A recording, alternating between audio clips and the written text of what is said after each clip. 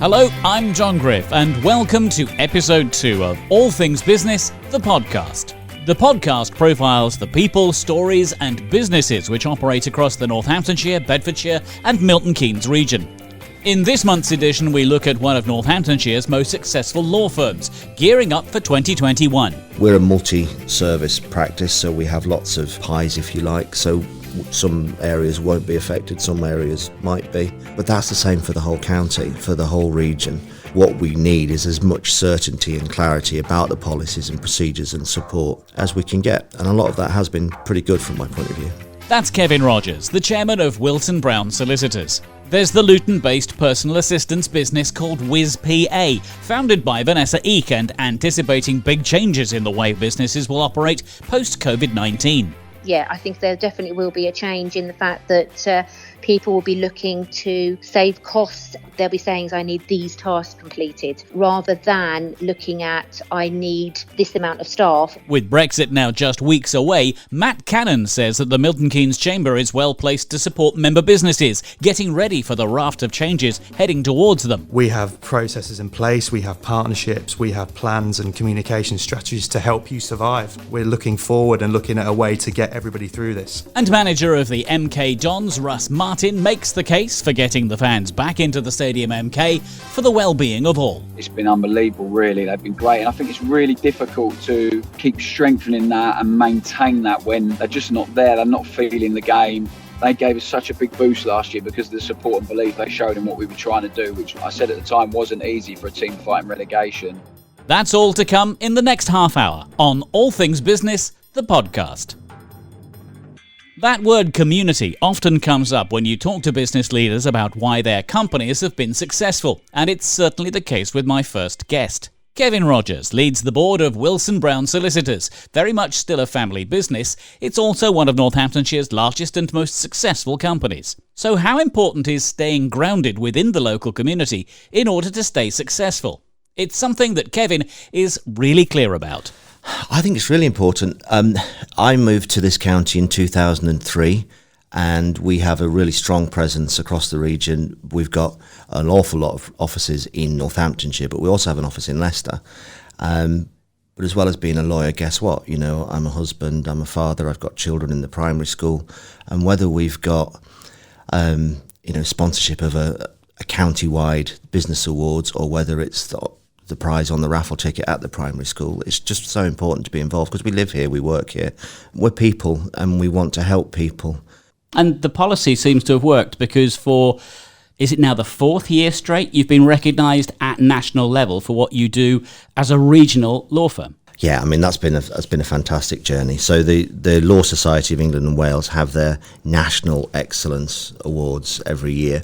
And we've been fortunate enough to be listed in various categories over the years for the last 4 years, including our conveyancing work, our work with private client, which is trusts and estates and wills, but also for our brilliant marketing and communications team. And for me, believe it or not, the best thing is for the teams that are involved internally, because they get that recognition internally and then they see us tell the good news externally. That's what we shout about. We're involved, and it helps put the county on the map as well as the staff. You lead the firm. You've just been a finalist in Solicitor Lawyer of the Year. How did it feel to get the nomination? It's a really humbling thing. It's a once in a career opportunity, really. There's 150,000 practicing solicitors and 200,000 on the roll or on the list, if you like. I didn't realise before the week of the awards how small I would feel about the whole thing, really. Because it was another awards and it was great, and what should we say about it, what should we talk about it, but then when it hit home that it was about little old me from Leeds, it was nice. This is a very strange year. 2020 is a very strange year for all kinds of business, and we're talking about business on this podcast. How has coronavirus affected Browne Solicitors? What was really challenging for us was the need to be open. March, April, May, June, lots of businesses, they did their bit and they closed and they worked from home, and we had as many of our staff work remotely as we could. But we're a law firm, we're an essential service, and some of our lawyers, especially when you're in court, you're classed as a key worker, so you can't not be there. So we had a real logistical nightmare, when it was shouted out in March. And if we hadn't been planning for it since February, we would have had a real issue. But we went from having, I think it was something like under 20 members of staff who could work from home to just over 150 in 8 working days. So how are you looking forward to 2021? How is anybody? It's crystal ball, isn't it? We've had some areas of law completely stopped. Who was moving house in April or May? Let's be honest. With the stamp duty changes, the conveyancing market is booming at the moment. What will happen in April or May? We'll have to wait and see. And anybody that says it's all going to be great and wonderful and shiny is spinning a yarn. We're a multi-service practice, so we have lots of pies, if you like. So some areas won't be affected, some areas might be. But that's the same for the whole county, for the whole region. What we need is as much certainty and clarity about the policies and procedures and support as we can get. And a lot of that has been pretty good from my point of view. You wear multiple hats because not only do you lead Wilson Browne Solicitors, you're also currently the president of the Northamptonshire Chamber. How do you juggle all of that? Lead is kind. It's a kind word. We're a partnership. I'm elected each year, or I have been elected each year for the last few years as chairman, but it doesn't mean that the firm is run by one. There is a collective. And as long as they do what I say, we'll all be fine. I'm joking. So in terms of juggling, it's time management. The chamber role is very much like a school governor's role. It's a governance thing. We're not in there every day. We're there to support the excellent team at the chamber, who, for me, is the best chamber in the country. They've consistently punched above their weight in terms of membership numbers, because your membership number is limited by the geography that you have. But they're consistently in the top 10 on all the key metrics. And if you're not a member of the chamber and you have a presence in Northamptonshire, you've really got to get in touch and find out why it's good. You're also a brand, though, Kevin, aren't you? Because you are the singing solicitor. Where did that come from? Probably a midlife crisis, live on LinkedIn, if I'm honest. My mum, I mentioned, she passed away. She was diagnosed with a terminal illness about 5.5 years ago, and she lived in Warrington. And through school, teenage, early 20s, I did a lot of singing in various choirs and bands. And so one day I was about to set off on a drive for work in my suit, and one of the kids had left their karaoke disc in the car, and I thought I would film her, a song, and it happened to be something from Les Mis. Sent it to her. It wasn't perfect by any means. It wasn't recorded properly, and there was mistakes in it. And of course, she loved it, as parents do, whether it's good or bad. And a couple of weeks later, I had a thought to myself and spoke to her, and she said, "Yeah, do it." So I put it on LinkedIn and said, "Look, have a go, let people in, get out of your comfort zone." And something crazy like 18,000 views on that video in a week or so. And it's something that I've returned to now and again over the years since. And it's been raising money as well, because earlier on this year, you brought together a team which raised thousands of pounds for Help for Heroes. Yeah, that was a lot of fun, wasn't it? A partner of mine, Andy, often says, let a bit of light in, and what could be the worst that can happen? And it was about that. And the Help for Heroes thing was great. It was great to work with them and to go and see the Rockingham Castle. Yeah, it was a great thing. Hannah Brady from the Brady Creative, Ben from All Things Management, yourself and I, we had a tremendous day, and thanks to the generosity of people who saw what we did, a lot of it through LinkedIn. That is, I suppose, an extension of the humanity of people who are in business, reaching out, working together. This county never fails to surprise me. In a year where there's no money, the job market is tanking. That campaign for Just Giving was in the top 5% of the fundraising for Just Giving for August. Now, that might be because it was August. I can't change when VJ Day is, and neither can you. But, what a nice stat that in a time when no one has anything, they come together. That's Kevin Rogers from Wilson Browne Solicitors. Coronavirus has brought about huge damage to the global economy, as well as the lives and livelihoods of millions. As of now, the world is steeling itself for yet more uncertainty and difficult days ahead. But despite COVID-19, there are business leaders looking and finding opportunities. Vanessa Eek is one of them, from WizPA. For Vanessa, substantial change in the way that businesses operate is developing, and it's just one of the reasons why she set up her business. So what is WizPA, and how does it service that change? WizPA is a virtual PA service where we can provide a number of different skills that are required for any business, and do those for you so that you can concentrate on doing your core business, which was the whole point of actually probably setting up your own business. So your relationship with those businesses grows as they grow. Correct. Do you provide all of those services in-house, or do you in turn liaise with accountancy companies, marketing houses, people like that, who then bring their services to your clients? At the moment, we do it all in-house. We have like a social media expert, we have a HR expert, or Wiz as we like to call them. And there are certain services that we would basically look to outsource, such as creating a website, things like that, website design. But we have people that we work with that we could then, offer those services directly to. So one person would be like their PA, and they would then say, right, these are all the tasks, because we're very task driven. So where you would employ somebody, where you've got employment costs and things like that, with us, we work on tasks. So you would say, I would like you to assess a certain software for me, and then provide all the feedback on it and work out the best one in the market for us, in particular, based on this criteria.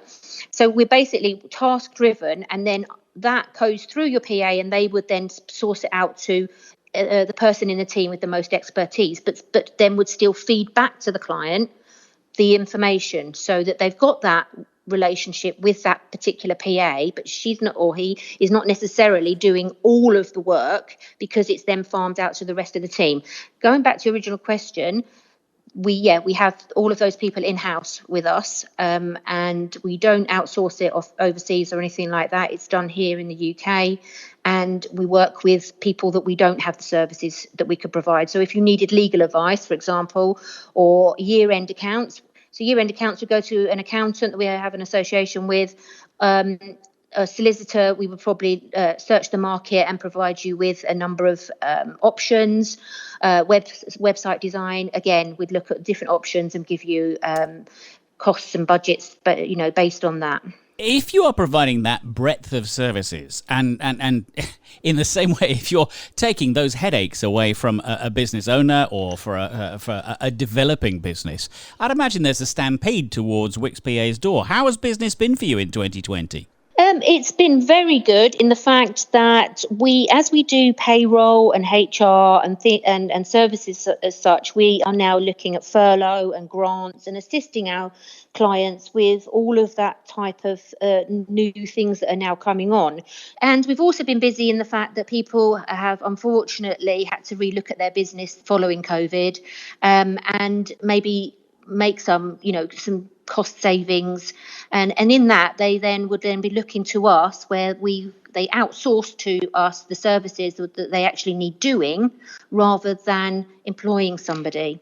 With coronavirus having wrought the changes in business and in commerce that it has so far, do you perceive that where we are now is going to be a temporary thing, and that businesses in due course will go back to their previous working practices? Or are we now looking at the dawn of a completely new age in terms of how businesses maybe outsource work into different areas and sectors of their own working that allows businesses like yours to get a look in?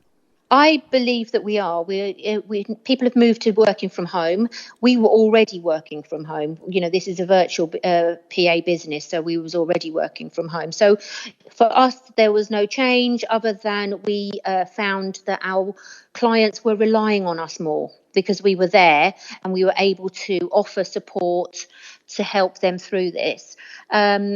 I think that now that they've realised that they can just ask us to do a task, and that task is completed, I think it will be a change. Yeah, I think there definitely will be a change in the fact that people will be looking to save costs and look at the actual tasks that they need completed, rather than looking at, I need these amount of staff. What they'll be saying is, I need these tasks completed.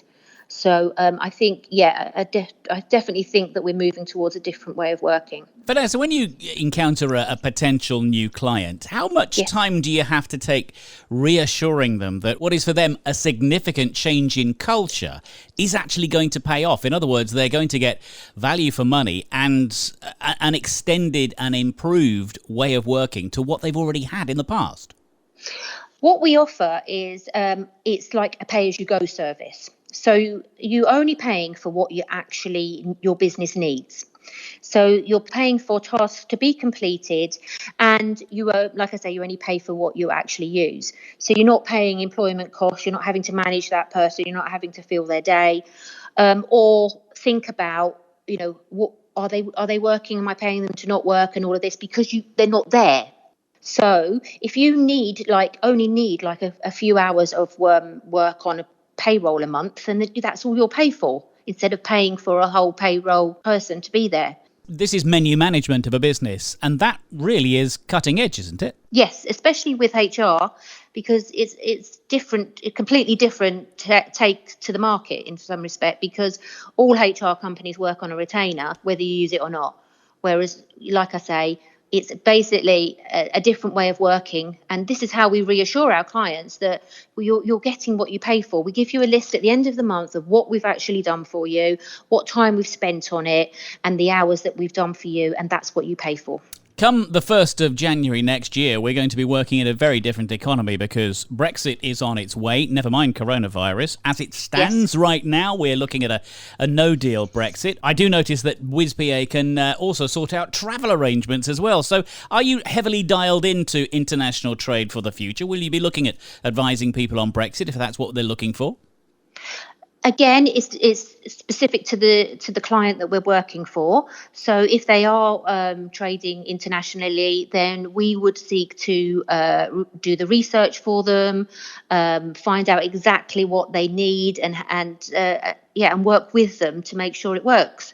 WizPA.co.uk is the website to go and have a look at. Does anybody call you WizPA, by the way? Yes, they do. And the reason for that is because we want to work with our clients, and some of our clients we would actually do work on their behalf for their clients. So there's another meaning to it in the fact that we could be just a whisper underneath working with the client, so that we look like their company.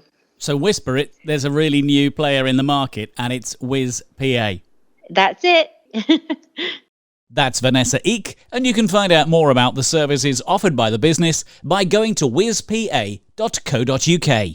Does your business need to be seen, be heard, or be found? Now, more than ever, companies need to make it clear that they are open for business. All Things Management is a team of creatives who connect their clients to their audience. To find out more, visit allthingsmanagement.co.uk. Be seen, be heard, be found.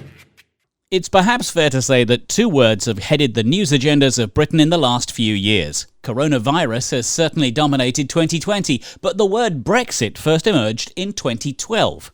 As 2021 arrives in a few weeks' time, Britain will finally depart the EU, possibly without a deal.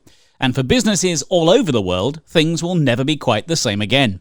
Matt Cannon recently joined the team which coordinates the Northamptonshire and Milton Keynes chambers. So in representing their members, how does he see what the chambers are able to bring to business as the post-Brexit era approaches? Previously, a lot of people thought the chamber was just a way to go to events and network and meet like-minded people, but there's so much more than that. Northamptonshire and Milton Keynes have third-party partners, for example, Quest, who deliver chamber HR support, chamber legal advice.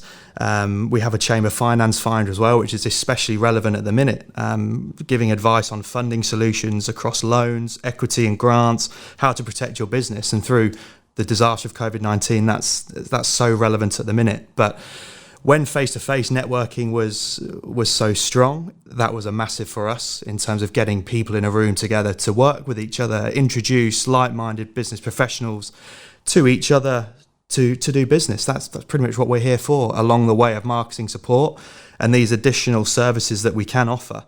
really does make a membership for us or for those companies so valuable. And across Milton Keynes, we have 3 or 4 webinars a week, chamber live sessions. We have networking on a Friday afternoon, social wind down networking at the end of the month. We really do give our members every opportunity to meet other people, other members, and even non-members as well, just to spread the news about what's going on in their company, spread the news of Milton Keynes developments, representation and policy, really give everyone a good insight as to what's going on at the minute, rather than just the doom and gloom you hear everywhere else. Is there evidence to say that that kind of network actually is delivering signatures on the bottom of contracts? Is there a fear going into 2021, which of course is going to be further complicated by Brexit and what may end up being a no-deal Brexit?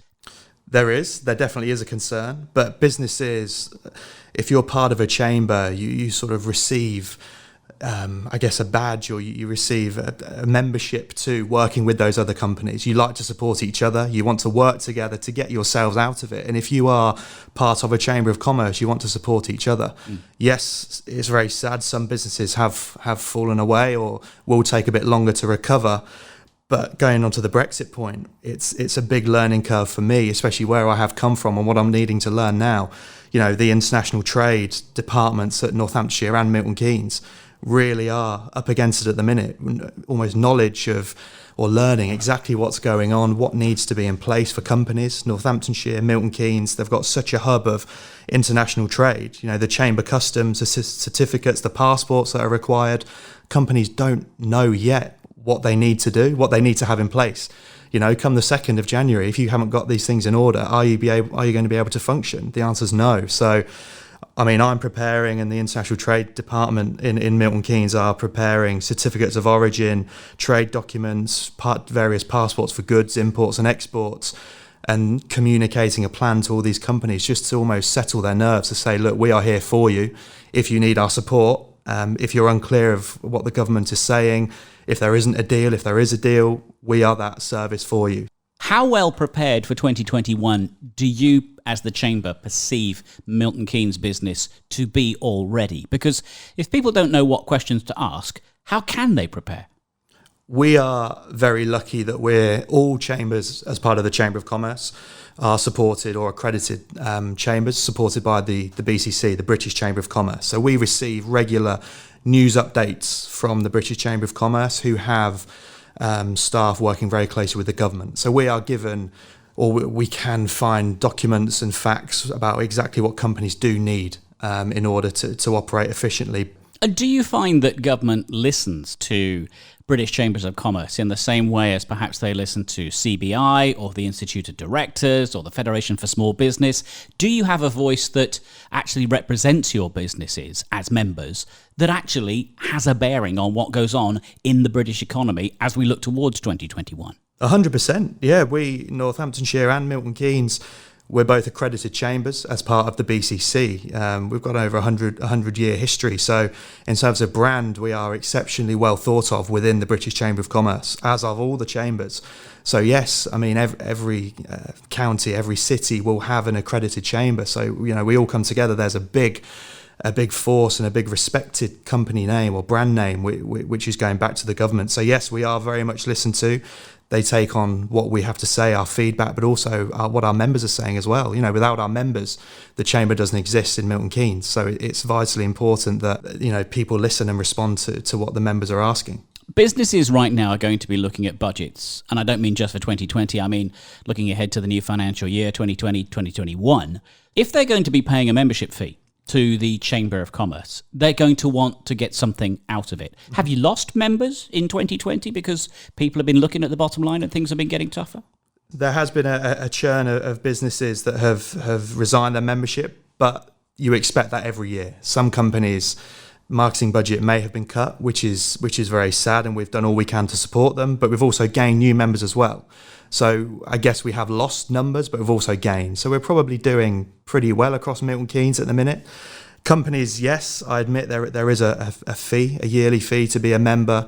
And you might think with networking opportunities not being so visible at the minute, how else are they going to get their support? And that's where our third-party partners come into it, giving Chamber HR support. It's so important at the minute with finances, unfortunate redundancies being made, finance advice, grants, loans. We can offer that service for all of our members. So I guess the biggest message is, if you become a member of Milton Keynes Chamber, you're not alone. You have a designated team that will help you with HR, with international trade, marketing support, and really will get the best out of your company and hopefully, allow you to survive and get through this time. We say it all on our social media streams, that together we are stronger.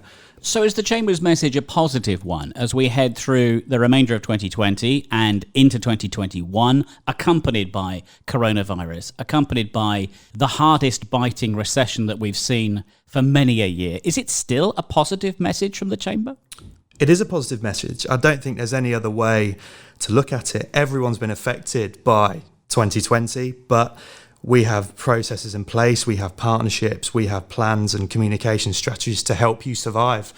There's been a lot of negativity, obviously, in the news, but we sort of look past that, and we're looking forward and looking at a way to get everybody through this. I think if you do sort of rest on your laurels and do get a little bit down, it makes it an awful lot of a harder task to get through it. We're here, our team is here. Please do let us know, and we'll give all the advice to you that we can. That's the Events, Communication and Marketing Manager for the Northamptonshire and Milton Keynes Chambers, Matt Cannon.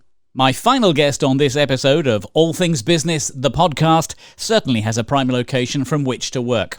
Russ Martin is a former Scottish football international and now the manager of EFL League One and FA Cup club, the MK Dons. With the business of sporting clubs the length and breadth of the land having been starved of live audiences and the revenue that goes with them, things continue to be tough. But as Russ has been telling me, having world-class facilities at the Stadium MK certainly helps. It's brilliant for us to work there day in, day out with the facilities we have. It's a bit different at the moment because of all the COVID protocols, so we're not able to fully utilise some of them, or we can't do all of it together, etc. So we've had to change the way we're working, but it's brilliant for us. But it's also, I think other teams like coming here, other fans like coming here. It's an away day for them that they look forward to, with a really good pitch, good stadium, good facilities. So we have to try and take that away from them really quickly on the pitch when we start the game. But yeah, it's such a brilliant place. You can't help but feel grateful to be there and work there, and have to make the most of it and not take it for granted, really. Old Trafford could have 23,500 in if they were socially distanced, but how many could you get in if you were to do the same thing? Any ideas? I haven't actually. No, it's a good question. I presume around 6,000 or 7,000 at least. I would have thought, with the way that they could do it at the stadium, but I might be a long way off. But I'd guess around that sort of area. United are sort of saying, look, there's no reason why we shouldn't have games in front of fans any longer. Would you back that call? Yeah, I think so. I think if you look at, I just think it's so much of it now is a contradiction. Some of the stuff, I mean, like if you look at the O2's held concerts, etc., that's indoors. And then you have football teams who share grounds, with a non-league team. So like Eastbourne Borough team down in Sussex are not allowed any fans in yet. The team Langley Sports who play at the same pitch are allowed, 400 or 500 fans in the next weekend. So I just think too much of it's a little bit contradictory and a little bit unclear. And I think for football clubs and the communities, what the important role they play in the communities, I think it's really important that at some point you have to trust these clubs to put the right procedures in place to allow people in and be safe and to watch, because it is such an important part of some people's life and routine and mental, health. And so, at some point I'd like to think we can get fans back in, because it's certainly not the same without them. You make a really good point about community there, Russ. I mean, football behind closed doors has affected the sport dramatically. Obviously, it's changed the business when it comes to sponsors and season tickets and so on. What's your take as the gaffer on the relationship that the fans have with the club now, notwithstanding the facilities that you've got? And at the same time, what's it done to the players not having a live crowd there to support them every time? I think the connection we've had with the supporters since we've taken over, as taking the team, it's been unbelievable. Really, they've been great, and I think it's really difficult to keep strengthening that and maintain that when they're just not there. They're not feeling the game.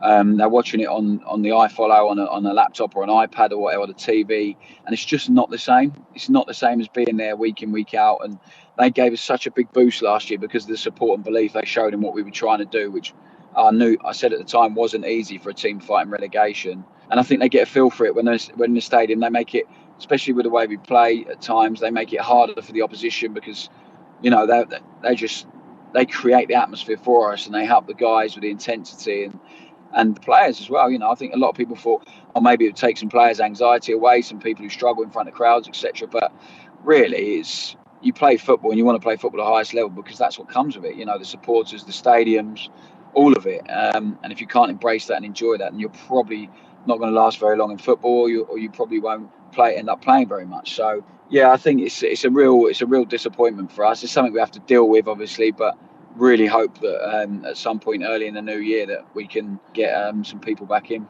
The Guardian ran a great interview with you a couple of years ago. You're a vegan, you are a Green Party member, you drive an electric car, but you're also an international footballer. Spin forward to 2020, I'm not sure that any of that makes you the weirdo that you described yourself as being in the paper. Does it? I hope not, no. So, I think when I'd done it, I was just trying to, raise a bit of consciousness. They asked me to do it. You get put in front of the camera and you talk about one thing and one thing only, and it's really difficult to sometimes express exactly how you feel. And obviously, you don't ever get asked about your political interests or what you stand for, what your values are, what you represent. So I was asked to do it. I quite enjoyed it. It was fine. But yeah, I think especially after all this as well, COVID, it's just raising consciousness all the time about how people live, about their lifestyle, about their choices, their social, their economical choices, their health choices. And I think it's just really raised consciousness, and people are really questioning what they're doing, why they're doing things, what's really important. I think that's one thing to probably come out of this is during the whole lockdown period, etc. People have realised what's really important. That's connection with other people, with their loved ones, with their friends, with their family. And maybe not, the material stuff and everything else that goes on. But when you consider that point about veganism, if you look at other sports, when you look at Olympic athletes, when you look at Formula One, when you look at rugby, that point about diet, how you fuel an athlete, that has now really moved on from the days of drinking pints and going out and doing battle on the pitch. There's a hell of a lot more science involved in it, and you were one of the early ones to all of that. Probably, yeah, I think so. I think there's always been, for the last 10 years, there's been a real focus now, shift on nutrition and recovery, etc. in sport. And mine was, it started for health reasons because I was really struggling with ulcerative colitis at the time, and just done a lot of research, and it just made more and more sense to me the more I read and looked into it. And I think there's a lot more people now just trying to gain an edge, especially in individual sport. It's a bit different to a team sport. I think when you're really looking for those marginal gains, that extra 1%, you look everywhere and you study and you find out what works for you. And we got guys who have cut out red meat. We got guys who've cut out dairy. We've got guys who limit their meat intake to a couple of days a week so they feel better for it. And I'm not a warrior who starts telling everyone or preaching to everyone how they should live. I try and give the players some other choices, and it's up to them to take one or two and try things out and be open-minded and then see what works for them. So it's been interesting, and we'll continue to do that and make sure everyone feels the best they possibly can physically and mentally for a Saturday performance. Social consciousness, does the board support you with that? Yeah, I think so. I think that the guys in terms of the SET, Sport Education Trust, the club's charity arm, is really important to the club and the community and what they do, and the players try and get involved in that as much as possible, whether it's going out and seeing supporters, going into schools, going into hospitals, etc. So, the club is a big part of the community, and the players have to buy into that. They have to understand the importance of the club and the charity and the impact it can have socially on people, not just football supporters. There's lots of other people it impacts on throughout MK and Bucks. And obviously when you're asked to do these things, to go and do them well and reflect well on everyone and what we're trying to do within the culture of the organisation. Good to talk to you, Russ. Thanks ever so much for your time. Have a good season. No problem. Thank you.